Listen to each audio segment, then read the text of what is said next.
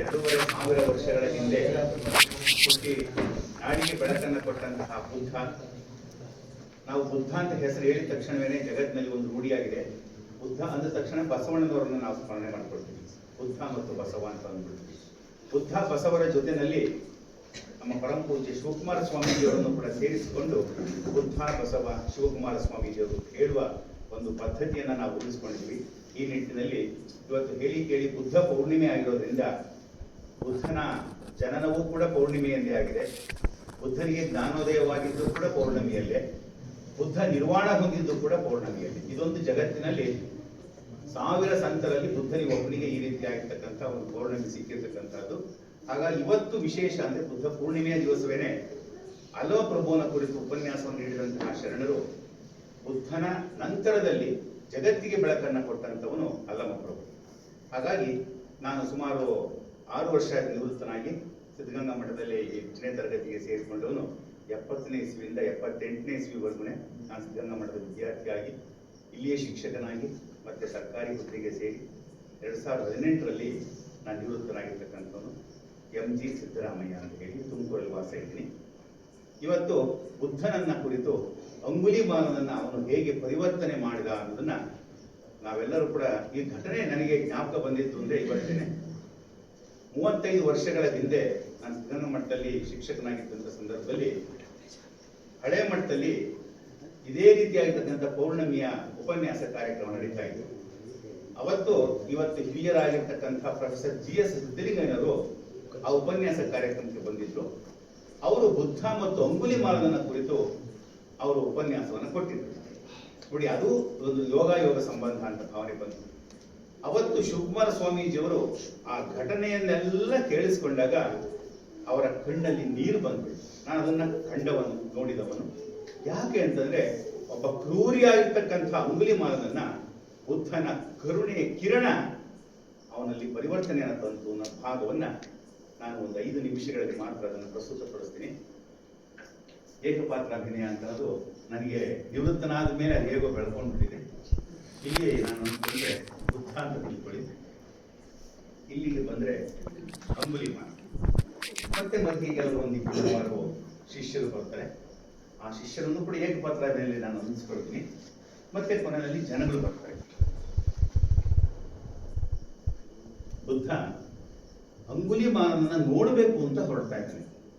ಜನಗಳೆಲ್ಲ ಹೇಳ್ತಾರೆ, ಹೋಗ್ಬೇಡಿ ಅವನು ಬೆಟ್ಟದ ತುದಿಯಲ್ಲಿ ಗವಿಯಲ್ಲಿ ಅವಿತುಕೊಂಡಿದ್ದಾನೆ, ಅವನನ್ನ ನೋಡಕ್ ಹೋದ್ರೆ ಕೊಲೆ ಮಾಡಿಬಿಡ್ತಾನೆ. ಅಂಗುಲಿಮಾಲನ ಹೆಸರೇ ಬಂದಿರದೆ ಅನೇಕ ಜನರನ್ನ ಕೊಂದು ಮುಂಡಗಳನ್ನ ಮಾಲೆಯನ್ನಾಗಿ ಧರಿಸಿಕೊಂಡಿರ್ತಕ್ಕಂಥವನು ಅಂಗುಲಿಮಾಲ. ಜಗತ್ತಿನಲ್ಲಿ ಅಂಗುಲಿಮಾಲನಷ್ಟು ಕ್ರೂರಿ ಇಲ್ಲವೇ ಅನ್ನೋ ರೀತಿಯಲ್ಲಿ ಅವನು ಪ್ರಸಿದ್ಧನಾಗಿದ್ದವನು, ಅಂದ್ರೆ ಕುಖ್ಯಾತನಾಗಿದ್ದವನು. ಅವನ್ನ ಪರಿವರ್ತನೆ ಮಾಡಿದವನು ಬುದ್ಧ.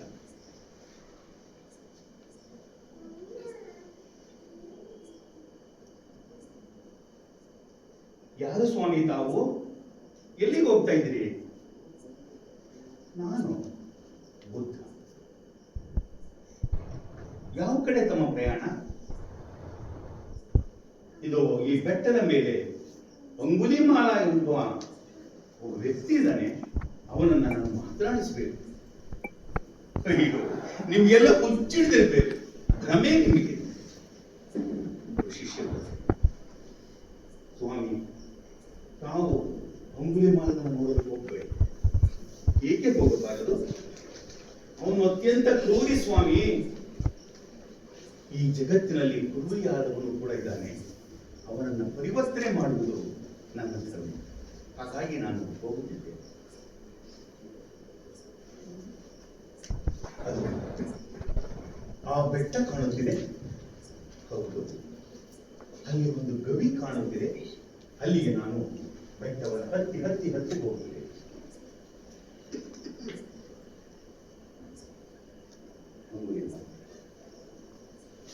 ಯಾರನ್ನು ಬರುತ್ತಿರುವವರು?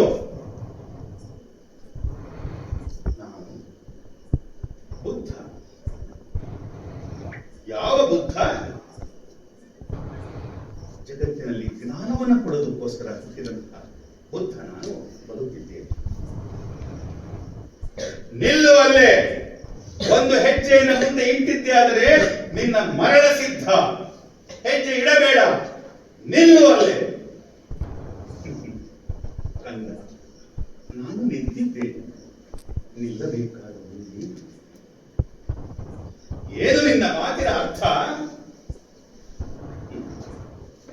ಇಡೀ ಜಗತ್ತಿನಲ್ಲಿ ಎಷ್ಟು ಜನರನ್ನ ಕೊಂದಿರಬಹುದು. ಅವರ ತಾಯಿಗಳ, ಅವರ ಮಕ್ಕಳ ಗೋಳು ನಿನಗೆ ಕೇಳದಾಗಿದೆ ಅಂಗುಲಿಮಾಲ. ಅವೆಲ್ಲ ನನಗೆ ಬೇಕಿಲ್ಲ.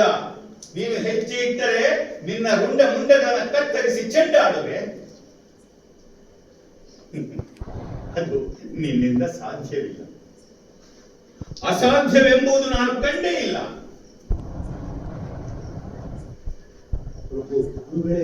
ನೀವು ಹೆಜ್ಜೆ ಇಡಬೇಡಿ, ಹೋಗ್ಬೇಡಿ, ಹೋಗ್ಬೇಡಿ. ಅವನು ಕ್ರೂರಿ, ಕಟುಕ, ಕೊಲೆ ಮಾಡ್ಬಿಡ್ತಾನೆ. ಹೋಗ್ಬೇಡಿ, ಹೋಗ್ಬೇಡಿ. ಇಲ್ಲ, ನಾನು ಅವನನ್ನ ಕೂಡಬೇಕು, ಅವನನ್ನ ಮಾತನಾಡಿಸಬೇಕು, ಅವನನ್ನ ಅಪ್ಪಿಕೊಳ್ಳಬೇಕು. ಅಯ್ಯೋ, ನಿಮಗೆಲ್ಲೋ ಭ್ರಮೆ ಇವತ್ತು. ದಯವಿಟ್ಟು ಹೋಗಬೇಡಿ, ನಿಲ್ಲಿ, ನಿಲ್ಲಿ. ಬಿಡಿ ನನ್ನ ಕೈಗಳನ್ನ, ನಾನು ಹೋಗುವೆ, ಅವನನ್ನು ಮಾತನಾಡಿಸುವೆ. ಬರಬೇಡ, ಏ ಸನ್ಯಾಸಿ, ನೀನು ನನ್ನ ಹತ್ತಿರ ಬರಬೇಡ. ಬಂದರೆ ಏನು ಮಾಡುವೆ? ನಿನ್ನನ್ನ ಕೊಲೆ ಮಾಡಿ 101,001 ಕೊಲೆಗಳನ್ನು ಮಾಡಿದಂತಹ ಕೆಸರಿಗೆ ನಿನ್ನನ್ನು ನಾನು ಸೇರಿಸಿಕೊಳ್ಳುತ್ತೇನೆ. ಹಾಗಾದರೆ ಆ ಕೆಲಸವನ್ನು ಮಾಡಲು ನಿನಗೆ ಸಾಧ್ಯವೇ ಇಲ್ಲ. ಬಾ ಕಂದ, ಬಾ ಕಂದ, ನನ್ನ ಹತ್ತಿರ ಬಾ. ನಾನು ನಿನ್ನನ್ನು ಒಪ್ಪಿಕೊಳ್ಳುತ್ತೇನೆ, ನಿನ್ನ ಮುದ್ದಾಗುತ್ತೇನೆ. ಏನಿದು? ಎಂಥ ಧ್ವನಿ ಇದು? ನನ್ನನ್ನ ಜಗತ್ತಿನಲ್ಲಿ ಕಂದ ಎಂದು ಹೋಗಿದ್ದಾರೆ. ನೀನು ಕಂದ ಅಷ್ಟೇ ಅಲ್ಲ, ನನ್ನ ಮಗು ನೀನು. ಏನು? ನಾನು ಮಗುವೆ? ಎಂತಹ ಮಾತಿದು! ಅಮೃತದ ಬಿಂದುವಿನಂತೆ ಅಮೃತ ಸ್ಪರ್ಶವನ್ನ ನೀಡುವಂತಾಗುತ್ತಿದೆಯಲ್ಲ ಈ ಮಾತುಗಳು. ನನ್ನೊಂದಿಗೆ ನೀನು ಬೆರೆಯಬೇಕು, ನನ್ನೊಂದಿಗೆ ನೀನು ಒಪ್ಪಿಕೊಳ್ಳಬೇಕು. ನಿನ್ನನ್ನು ಕಾಣಲೆಂದೇ ನಾನು ಬಂದಿದ್ದೇನೆ. ಸೂರ್ಯನ ಕಿರಣಗಳು ಈ ಮಹಾತ್ಮನ ಮೇಲೆ ಬಿದ್ದಾಗ ಅವನ ಮುಖದ ಕಾಂತಿ ಎಷ್ಟು ಚೆನ್ನಾಗಿದೆ, ಎಂತಹ ತೇಜಸ್ಸು! ನಾನೆಂದೂ ಸೋಲದವನು ಇವನ ಮುಖದ ಕಾಂತಿಗೆ ನಾನು ಸೋಲುತ್ತಿದ್ದೇನೆಂಬ ಭಾವನೆ ನನ್ನಲ್ಲಿ ಬರುತ್ತಿದೆಯಲ್ಲ.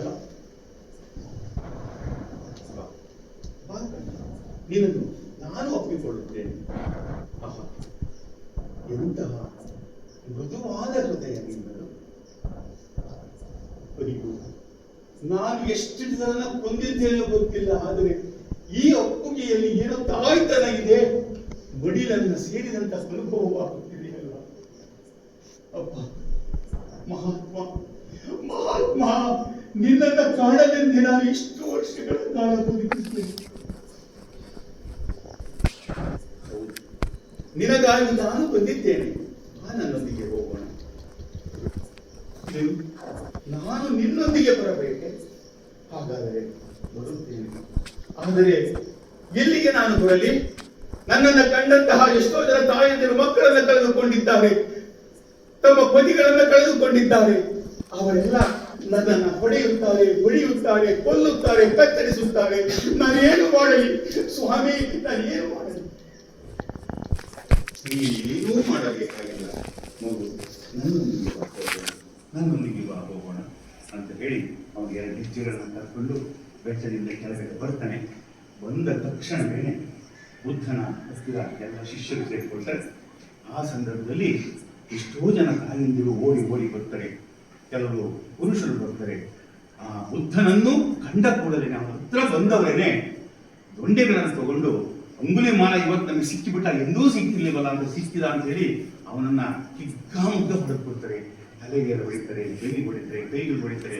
ಎಲ್ಲ ಪೆಟ್ಟು ತಿಂದವನು ಹೊಡಿಬೇಡಿ, ಹೊಡಿಬೇಡಿ, ಅಯ್ಯೋ ಅಯ್ಯೋ ಬುದ್ಧ ಸ್ವಾಮಿ ನನ್ನನ್ನು ಹೊಡೆಯುತ್ತಿದ್ದಾರೆ, ನನ್ನನ್ನು ಹೊಡೆಯುತ್ತಿದ್ದಾರೆ, ನಾನೇನು ಮಾಡಲಿ, ನಾನೇನು ಮಾಡಲಿ? ಅಯ್ಯೋ ಅಯ್ಯೋ, ಹೊಡೆಯಿರಿ, ಹೊಡೆಯಿರಿ, ಹೊಡೆಯಿರಿ, ನಿಮಗೆ ತೃಪ್ತಿಯಾಗುವಷ್ಟು ಹೊಡೆಯಿರಿ.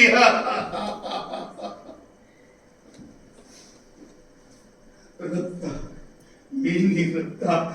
ಅಯ್ಯೋ, ಎಷ್ಟು ಜನ ಹೊಡೆದರೂ ಕೂಡ ನನಗೆ ರಕ್ತ ಬರ್ತಿದೆಯಲ್ಲ, ಬರಲಿ ಸಂತೋಷ. ಬುದ್ಧ ಮಹಾತ್ಮ, ನಿನ್ನಡಿಗಳಿಗೆ ಶರಣಾಗಿದ್ದೇನೆ, ನಿನ್ನಡಿಗಳಿಗೆ ಶರಣಾಗಿದ್ದೇನೆ, ನಿನ್ನಡಿಗಳಿಗೆ ಶರಣಾಗಿದ್ದೇನೆ, ಶರಣಾಗಿದ್ದೇನೆ.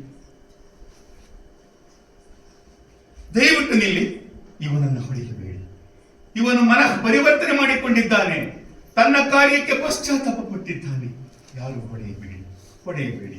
ಇವನು ನನ್ನ ಕಂದ, ನನ್ನ ಧರ್ಮವನ್ನು ಸ್ವೀಕರಿಸಲು ಮನಸ್ಸು ಮಾಡಿದ್ದಾನೆ. ಹಾಗಾದರೆ ಹಾಗಾದರೆ ಹಾಗಾದರೆ ಅಯ್ಯೋ ಪರಮಾತ್ಮ, ನನ್ನನ್ನು ನಿನ್ನ ಶಿಷ್ಯನನ್ನಾಗಿ ಸ್ವೀಕರಿಸುವೆ. ಏಕಾಗಬಾರದು. ಜಗತ್ತಿನಲ್ಲಿ ಎಷ್ಟೇ ಕ್ರೂರವಾಗಿದ್ದರೂ ಕೂಡ ಪರಿವರ್ತನೆ ಎಂದು ಮನಸ್ಸಿನಲ್ಲಿ ಅಗ್ನಿಯಂತೆ ಅದು ಸುಟ್ಟು ಭಸ್ಮವಾಗುತ್ತದೆ. ನಿನ್ನ ಅಹಂಕಾರವೆಲ್ಲ ಹೋಗಿದೆ, ನಿನ್ನ ದುಷ್ಟತನವೆಲ್ಲ ಹೋಗಿದೆ. ತಂದ ಬಾ, ನನ್ನೊಂದಿಗೆ ಹೋಗೋಣ. ಆಗಲಿ ಆಗಲಿ ಪರಮಾತ್ಮ. ಇಂದ್ಯಾವುದೋ ಪೂರ್ವಜನದ ಪುಣ್ಯದ ಫಲವಾಗಿ ನಾನು ನಿನ್ನ ಮಡಿಲನ್ನು ಸೇರ್ತಿದ್ದೇನೆ. ಆ ತಂಡ ಹೋಗೋಣ. ಅವರಿಬ್ಬರು ಜೊತೆಯಾಗಿ ಹೋಗ್ತಾರೆ. ಶಿಷ್ಯರು ಕೂಡ ಅವನ್ನ ಹಿಂಬಾಲಿಸಿ ಹೋಗ್ತಾರೆ. ಆನಂತರ ಎಲ್ಲ ಜನಗಳು ಕೂಡ ಶಾಂತಿ ಹೋಗ್ತಾರೆ.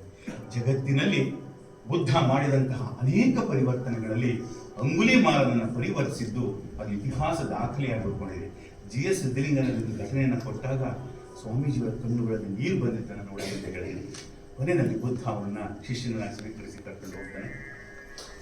ಬುದ್ಧಂ ಶರಣಂ ಗಚ್ಛಾಮಿ, ಸಂಘಂ ಶರಣಂ ಗಚ್ಛಾಮಿ, ಧಮ್ಮಂ ಶರಣಂ ಗಚ್ಛಾಮಿ, ಬುದ್ಧಂ ಶರಣಂ ಗಚ್ಛಾಮಿ. ಸರ್ವರಿಗೂ ಶರಣ.